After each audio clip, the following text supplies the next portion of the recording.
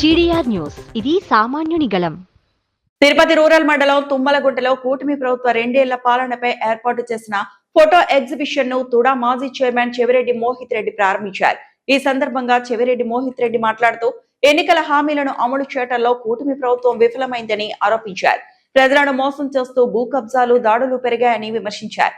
ప్రజా సమస్యలపై పోరాటం కొనసాగుతుందని స్పష్టం చేశారు.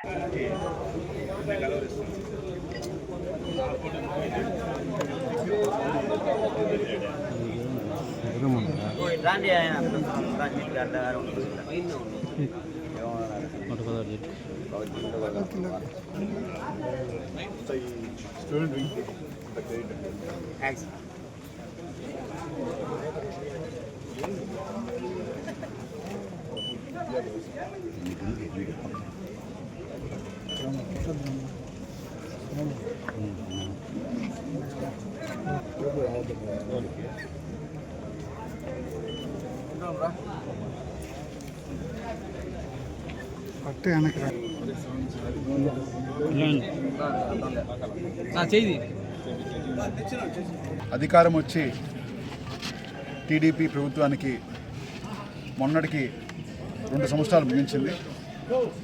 ఈ 2 సంవత్సరాల్లో వీళ్ళు చేసింది ఏంటంటే ప్రజల్ని ఏ విధంగా దగా చేయాలి, ఇచ్చిన హామీలను ఏ విధంగా తుంగలోకి తొక్కాలి, ఏ విధంగా భూములు ఆక్రమించాలి, ఏ విధంగా మోసాలు చేయాలని ఒక్కటి తప్ప ప్రజలకు చేసిన మేలు ఏవీ లేవని చెప్పి ఈరోజు ప్రతి ఊర్లోనూ వినిపించే మాట. చంద్రబాబు నాయుడు గారి గవర్నమెంటు లాస్ట్ 2 ఏళ్లలో వాళ్ళ అధికారం రావడం కోసం వినిపించే మాట.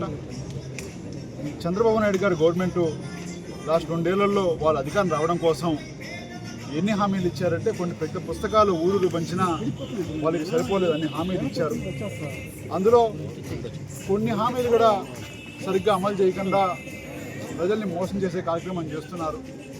విద్యార్థులకు నిరుద్యోగ భృతి అన్నారు, మహిళలకు 18,000 రూపాయలు నెల ఇస్తామని ఆ రోజు సంవత్సరానికి ఇస్తామని మాట ఇచ్చారు.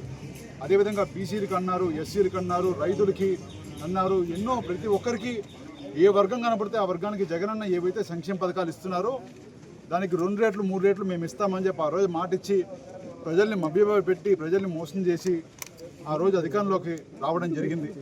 ఈరోజు అధికారంలోకి వచ్చిన తర్వాత ఇచ్చిన హామీల్లో ఒక్కటైనా సరిగ్గా నిర్వహిస్తున్నారా అని చెప్పి ప్రజలు నిలదీస్తున్నారు. ఈరోజు అందుకు ఉదాహరణ నిరుద్యోగ భృతి ఎక్కడా అని చెప్పి ఈరోజు విద్యార్థులు రోడ్డు మీదకి వస్తున్నారు.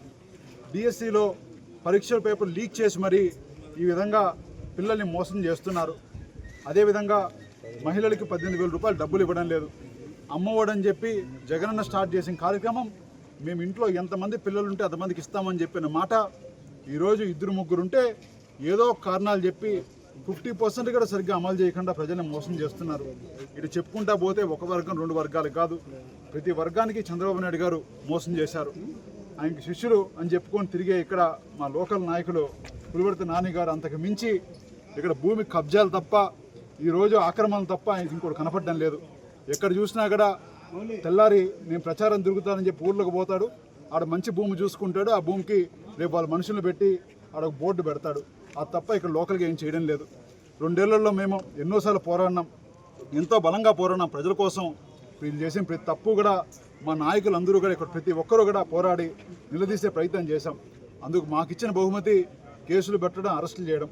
మేము మాట్లాడితే ఇంకా 100 కేసులు పెడతామంటున్నారు. ఇప్పుడు మళ్ళీ చెప్తున్నా మళ్ళీ చెప్తున్నా, ఎన్ని కేసులు పెట్టినా వైఎస్ఆర్సీ పార్టీ పోరాటంతో పుట్టిన పార్టీ. మీరు కేసులు పెట్టినా భయపెట్టినా మా జగనన్న స్ఫూర్తితో మేము ఉన్నాం కాబట్టి నేను కావచ్చు, మాకున్న మా నాయకులు అందరూ కావచ్చు, ప్రతి ఒక్కరి మీద తలా 10 కేసులు. నా మీద కూడా ఈరోజు 2021లో నేను రాజకీయాల్లోకి వచ్చి రాజకీయాలకు వచ్చి 5 ఏళ్ళు కాలేదు, గవర్నమెంట్ మారి 1.5 year కాలేదు, నా మీద 10 కేసులు పెట్టారు. అలాంటిది ఇక్కడ సీనియర్ నాయకులు అందరూ కూడా నాన్నగారు ఉన్నప్పటి నుంచి జగనన్న పార్టీ పెట్టడం నుంచి బలంగా నిలబడిన వాళ్ళు ప్రతి ఒక్కరికి కేసుల గురించి తెలుసు. మీరు ఎన్ని ఇబ్బందులు పెట్టినా ఏం పెట్టినా కూడా ఎవరు భయపడేవాళ్ళు లేరని చెప్పి మరొక్కసారి ఇక్కడ పాత్రికేయ మిత్రుల ద్వారా టీడీపీ నాయకులకి అదేవిధంగా అధికారులకు తెలియజేస్తున్నా. మరొకరిగా చెప్తున్నాను, అధికారులు ఈరోజు వాళ్ళు చెప్పిందంతా చేసి రేపు ఏదో విధంగా ఎవరో ఒక పట్టుకొని మీరు బాగుండొచ్చని కొంతమంది అనుకుంటున్నారు. నిజంగా చెప్తున్నా, డిజిటల్ బుక్ అని చెప్పి అందుకే మా జగన్ రెడీ చేశాడు. మీరు ఈరోజు ఎక్కడో ఇక్కడ చెడ్డ చేసి మీరు నగిరికి పోతారన్నా, లేదా నగిరిలో చెడ్డ చేసి ఇక్కడికి పోతారన్నా, ఇక్కడ చెక్ చేసి మీరు శ్రీకాకుళంకి పోయినా కూడా పేర్లన్నీ కూడా డిజిటల్ బుక్లో ఉంటాయి. ప్రతి ఒక్క పేరు కూడా గవర్నమెంట్ మారినాక తీస్తాము. ఎవరు ఏ తప్పు చేసినా వాళ్ళందరినీ కూడా ఖచ్చితంగా న్యాయస్థానాల్లో వాళ్ళని ఖచ్చితంగా వాళ్ళకి శిక్ష పడేలాగా న్యాయస్థానం ముందర నిలబెట్టే ప్రయత్నం తప్పకుండా మేము అందరూ చేస్తామని తెలియజేస్తూ ఈ 2 ఏళ్ల పాలనకి నిరసనగా ఈరోజు పార్టీ పిలుపు మేరకు ఈరోజు ఈ కార్యక్రమం చేశాం. ప్రజలకు అండగా వైఎస్ఆర్సీపీ పార్టీ ప్రతిపక్ష పాత్ర ఎప్పుడూ పోషిస్తుందని మరొకసారి తెలియజేస్తూ ఇవన్నిటికీ సహకరించిన మా పాత్రికేయ మిత్రులందరికీ అదేవిధంగా ప్రజలందరికీ పేరు పేరున ధన్యవాదాలు.